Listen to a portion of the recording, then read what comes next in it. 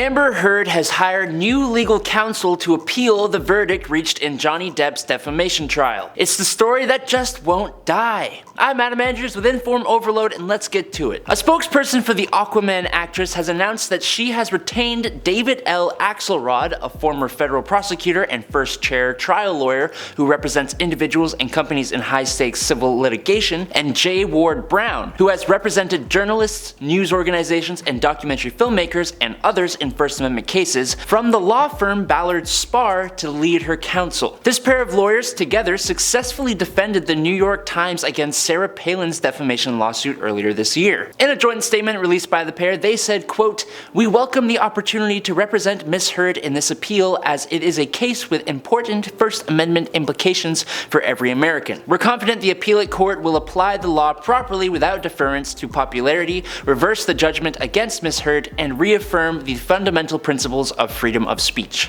End quote. Amber Heard's spokesperson said in the statement announcing the decision, quote, "When it comes to the protecting the fundamental right of freedom of speech, we look at the jury's decision to paraphrase a famous quote, not as the beginning of the end, but merely the end of the beginning. A different court warrants different representation, particularly as so much new evidence is now coming to light." End quote. As for Amber's former counsel, who represented her during the famous live-streamed 6-week trial in Virginia, Ben Rottenborn will continue on with her as co-counsel, while Elaine Bredehoft will step down. Bredehoft, in her own statement, said the appeal is, quote, "the perfect time to pass the baton. I have pledged to Amber and her appellate team my complete cooperation and assistance as they move forward on a path towards success." End quote. After the initial 6-week trial, a motion for a mistrial was denied. Heard's team filed to appeal the verdict last month, with a spokesperson saying, quote, "We believe the court made errors that prevented a just and fair verdict, consistent with the First Amendment. We are therefore appealing the verdict.